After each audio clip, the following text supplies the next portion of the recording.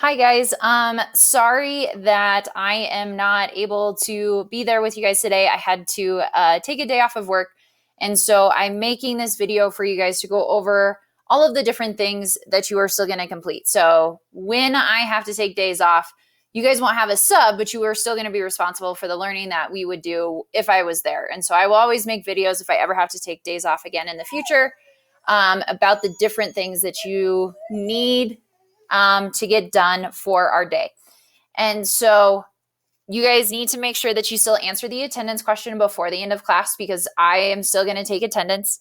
And then the other thing is, while I took the day off because I can't be with you guys synchronously, I will still be available by email the entire day. So if you run into any issues as you're working through these assignments, please send me an email. Send me a message on Schoology, whatever works best for you, so that I can help you guys with anything that you need on your assignment. Like I will have my email on hand all day, and be responding as quick as I possibly can. So please let me know if you guys have questions along the way. So we are going to wrap up our investigation into our protein synthesis sickle cell example. And so please make sure that you go answer the attendance question. Then we are then going to review parts 1 and 2 from our protein synthesis sickle cell example. Then you guys are going to work on completing part 3. Then you guys are going to have some notes about CERs because working with my other classes, some of you guys have different levels of experience with CERs and how we write in a science class. And then the last thing you guys are going to do is complete part 4 of your sickle cell activity during this class period. Just as a reminder, you guys have a lot of stuff due today. So you have your protein synthesis sickle cell example, your first RCA, and then also to complete step 2 in your genetics performance task. So remember that was looking specifically at the mutation for your genetic disorder that you're investigating throughout this unit and for our end of the unit project. So again, if you guys have questions, please email me and let me know if you need anything. So I'd like you guys to pause the video and go answer the attendance question if you have not answered the attendance question so far. Awesome. If you've answered the attendance question, then we can move on. And so we're going to review parts 1 and 2 of 5.1 protein synthesis sickle cell example. So that's actually in your day 3 folder. I moved it there for you guys so you didn't have to go back to day 1 and in between all the different folders. So it's right there for you guys. So open up yours and pause the video as you guys need it. You also you have a link to this daily agenda slides if you need to. And so when we look at part 1, so that was our transcription step. And so I gave you guys the original part of the gene sequence for the hemoglobin gene. And so I gave you allele A, which was the normal allele. And then I also gave you allele S, which was the mutated DNA that produces sickle cell anemia. And so here are your answers for part 1. So this is our mRNA that's produced from our DNA. For my help, I highlighted my start codon, so I knew where to start. And then I also highlighted my stop codon in red, so I knew where to stop. And then the other thing that I did is I made sure to highlight my change, the mutation, and where it is in our mutated mRNA so that we can track it as we work through this process. Because remember, the whole point is to understand if we have a change in our DNA, how does that affect protein synthesis and how does that affect the overall function of the protein? And so we need to track that through each of the steps if we're going to be able to answer that question. So take a second, pause me if you need to double check your answers. But if you look, all of the codons are the same even after the mutation, because remember, this is a point mutation. So we just changed one single nucleotide. And so you guys can see in this point mutation that the only codon changed was from GAG to GUG. So again, if you need to fix any of your answers, pause me, fix your answers, and then come back to look at part 2. So part 2 was our translation step, which we then took our mRNA sequence and used our codon wheel to look at the sequence of amino acids in this segment of our protein where the mutation occurs. And so if you notice, you guys didn't have a start codon here. And so the protein doesn't start until it reads that start codon, AUG. And so AUG codes for the amino acid methionine. And then we can see here that all of the amino acids are the same, except for where our mutation occurred.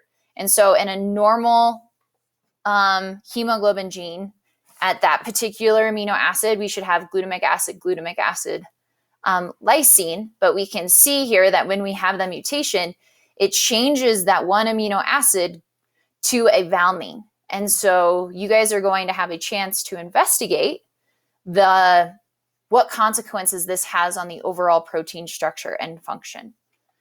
So take a second, make sure everything lines up. If I made a mistake, let me know. You never know. Sometimes I make errors too, but double check. I will not be offended if you tell me, hey, Ms. Gossel, you made a mistake. It happens. None of us are perfect. But so pause if you need to, because in the next part, I will go over the directions for part 3 of your guys' 5.1 sickle cell protein synthesis worksheet. All right, so here's our directions for part 3. So I'm going to click over to this screen. So we've done our hypothesis, we've done part 1, we've done part 2. You've hopefully answered these questions. So I said we would watch this as a class, but then I decided to have you guys watch this video as part of your asynchronous day on Wednesday. So if you have not watched this video, please make sure you watch it. So then what you guys are going to do is you're going to click on this interactive. And this interactive goes through all of the steps of protein synthesis. So if you want a little bit of review, I think this is a great website to do it. But if you are feeling good about the steps of protein synthesis, then all you guys are going to do is click here on page 5 to get to when mistakes happen. And so what's really cool about this is we can put in our DNA from our hemoglobin gene and see what the protein looks like normally, and then what the protein looks like when we have that mutation. And so these directions are on your sheet, but for my visual learners, I wanted to do this for you guys too. So what you're going to do is you are going to copy your coding strand of DNA for our normal protein first. And so you're going to go up here, copy the coding strand, which is the top strand. Don't copy the 5' and 3', just copy the letters. So Control-C. Then over here, you're going to click on Edit DNA, delete that sequence, Control-Paste, Control-V. So then you're going to click over here, and so it adjusts our DNA sequence. And so you could go through all of the steps. You could show DNA, you could transcribe, translate, all of that stuff, but I'm not going to make you guys do that. All I want you guys to do is be able to compare the proteins. So you're going to click Show Protein, and then it's going to show you how the protein folds based on the sequence of amino acids. So the thing with proteins is their whole function, so what their job is supposed to be, is based on the structure of the protein. And so the proteins fold based on this sequence of amino acids. So after you guys get this, I want you guys to take a screenshot of this protein so that you can compare it to our mutated version of our gene and see how the structure of the protein changes. Because we know the function of the protein has changed, right? We saw in our video in the beginning that when people have the sickle cell gene, their red blood cells do not look the way that normal red blood cells do, which affects their overall function. And so you guys need to see the molecular structure of this. So now you guys are going to repeat the same step for your mutated. Copy the coding strand, paste it in there, look at your protein, and then take a screenshot of your proteins and paste them here below.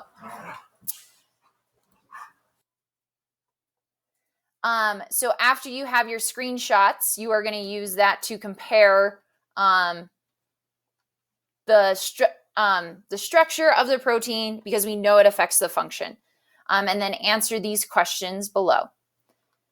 And then you guys, part 4 is your CER. But before you dive into your CER, I have some notes for you guys. So if you need to, rewatch the directions for part 3, reread the directions, but then pause the video while you work on part 3, because the CER is a little hard to talk about if you guys haven't done part 3.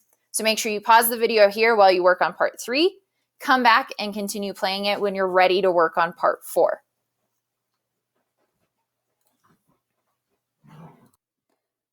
All right, welcome back. So before you work on part 4, I want to do some notes with you guys about CERs. And so CERs stand for Claim, Evidence, and Reasoning. And this is the format that helps students think like scientists to engage in argument from evidence. So many times in society today, we have people engage in arguments, but don't necessarily have evidence to explain their reasoning. And so that's completely different in science, though. Our reasoning and our conclusions are always based on evidence. And so because you guys are scientists in this class, we want you guys to write like scientists. And so we want you to engage in reasoning and argument-based evidence are the best explanation for natural phenomenon or the best solution for a design problem. So we're going to walk through what is a claim, what are some examples. E stands for evidence, R stands for reasoning. So we're just going to talk through each of those so that when you guys go to write your CER for part 4, you have a better understanding of the format that I'm looking for. So a claim is a statement of a student's understanding about a phenomenon or the results in an investigation. So if you look, it is a one sentence answer to the question that you investigated. It answers what can you conclude. It should not start with yes or no. And it should describe the relationship between dependent and independent variables if we're doing a lab. And so I want you guys to think about what could our guiding question for this assignment was, how could the mutation of a single DNA nucleotide cause a disease like sickle cell anemia? So I want you guys to take a second and think about a one sentence claim or answer to this question that I posed to you guys in the very beginning. So pause the video, think about it, write it down in your science notebook, and then come back because I got some examples for you. All right, welcome back. So here were some examples from a previous class that I thought were really good. Now, one is actually 2 sentences, but I don't blame it. Don't have an issue with it. So some examples of claims are like, the mutation of a nucleotide can cause the making of a different amino acid, which can make a different protein entirely than what it should have been, such as in sickle cell where the hemoglobin clumps together rather than stay apart. This one is great. It's a one sentence, just like we talked about it should be. So a single mutation in a DNA nucleotide can cause a disease like sickle cell anemia because it affects the protein made from the protein synthesis process. That's great. That's a great claim. It answers our guiding question, and then we're going to be able to dive into that further with the rest of the steps of our CER. So again, the E in CER stands for evidence. So evidence is scientific data used to support the claim. So evidence must be sufficient, so there must be enough to support the claim. It can't just be one thing. Usually a rule is at least 3, if not more, okay? It must be appropriate. So if it doesn't support the claim, meaning it doesn't have anything to do with what we're investigating, then leave it out. You can't just change the data to support your claim. That's not how that works. That's not what that means. So keep that in mind. And then it should be qualitative or quantitative or a combination of both. And so qualitative data is things like observations, so from part 3, you observed that from the mutation, that protein folded into a different shape, okay? Because of a change in amino acid. Quantitative data is numerical data or concrete things that are known facts. So like if we were doing an investigation and using different amounts of fertilizer to see plant growth, we would have quantitative data. So we would have numerical data about how much each of the plants grew. Most of the time, you're going to have a combination of both. So when we look at this list, I want you guys to pause and think about which of these statements could be evidence for our protein synthesis investigation that we have been working on. So pause, think about it, and then we'll talk about it. All right, so ones that are evidence. So sickle cell is caused by a point mutation. Good. The point mutation caused a change in the shape of the hemoglobin protein, right? That was observable. You saw that through part 3. GAG was mutated to GTG. Statement, fact, it is something that we observed. Sickle cell anemia can have serious side effects. This is one that I would probably leave out of evidence. That would be something that I would save more for my reasoning in terms of what are the consequences of having these changes in our DNA. The amino acid glutamic acid is replaced by valine. Statement, observable, something that we saw, so that's good. And a point mutation is a change in a single DNA nucleotide. That one you can have, but it's more of a statement of fact. But you guys can pull stuff that we've talked about in class too. So all of these things are evidence. My biggest piece of advice with evidence is that it should be bullet-pointed statements or observations or data that was collected. Do not ever use because in your evidence. So if you were trying to say sickle cell anemia was a point mutation because of blah, blah, blah, blah, blah, save your explanations for reasoning. Okay? So reasoning is what we use to tie the claim to our evidence. This is where all of your explanation is going to come into play. So you're going to show how or why the data count as evidence to support the claim. You are going to provide justification for why the evidence is important to the claim and include one or more scientific principles that are important to the claim and the evidence. So for us, particularly with this one, you really should be looking at the process of protein synthesis and how protein structure determines the function of that protein. But first, I just want you guys to write in your science notebooks the difference between evidence and reasoning. So pause the video while you write, and then when you come back, I'll go over some good examples that I got from my previous class. All right, so here were some good descriptions of differences between evidence and reasoning. And so I really liked this one. Evidence consists of data and new information, while reasoning is connecting the information to the claim. Evidence is a fact that supports the claim. The reasoning is the reason why you use the evidence. How does it tie back to the claim? I thought that one was great.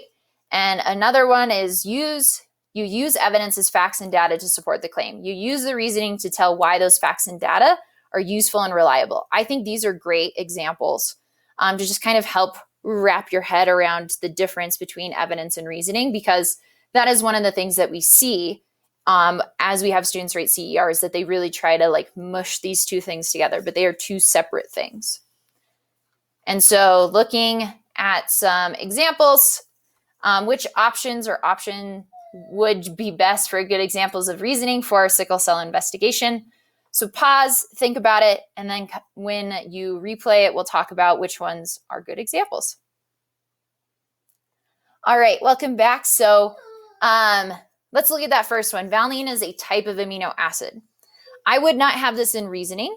That would be, if anything, maybe some evidence, right? It's a statement of fact that we have investigated through this. Valine causes clumping to occur in the hemoglobin protein. This is a good start to the reasoning, right? Like the change to the valine caused something to change in the protein. So that could be a good part of your reasoning. I'm sorry, my dog is wanting water in the background if you hear him whining. The structure of the protein changes, which causes the function to change. That is a great one. You can start tying those pieces together. So that would be something good to have in reasoning. Bonds keep amino acids together. Again, not really reasoning. The characteristics of amino acids cause specific structures of proteins folding. That, depending on how you use that could originally be an evidence, but then your explanation of that could be a part of your reasoning to explain why changes in our DNA sequence can affect our protein function. The sickle cell mutation causes A to turn to T. Again, that's more evidence-based. That would be a statement in the evidence, and then you would use the reasoning to explain how that, sorry, my dog is distracting me with his whining, how that change causes a change in the protein structure and function to cause a disease like sickle cell anemia. So hopefully this helps you guys with your part 4. So now what I need you guys to do is work on part 4, finish that make sure your RCA is done, make sure you've done step 2 in your genetics performance task. And then there's an exit ticket on Schoology for me that I need you guys to make sure that you fill out. I'm just looking for you guys to reflect a little bit since it is almost the last, we're almost done with our first 6 weeks. And so I have our first progress check grade due next Friday. And so this is always a good time to think about what's going well, especially since this is a new environment. What's going well? What can be improved? What are you doing well to be successful? What can you change if you're not being as successful as you want, or some things that maybe distract you from being successful? And then what are things that I can do to continue to support you? Because this is a two-way street, right? Education is not about me just standing up here and talking, even though I think sometimes it feels like it with remote, but about what are you guys doing well to help you be a successful student? And then what are some things that I can continue to do or do better to help you be a successful student, right? Two-way street. We're both in this together. So again, I will have my email on me, even though I'm not virtually here with you guys like I normally am. So please make sure if you have any questions or you need assistance on anything, please, please, please send me an email. I will respond to it very quickly. So have a great day. Please make sure everything in the folder is completed, plus any of the homework assignments from earlier in the week. So have a great day, guys.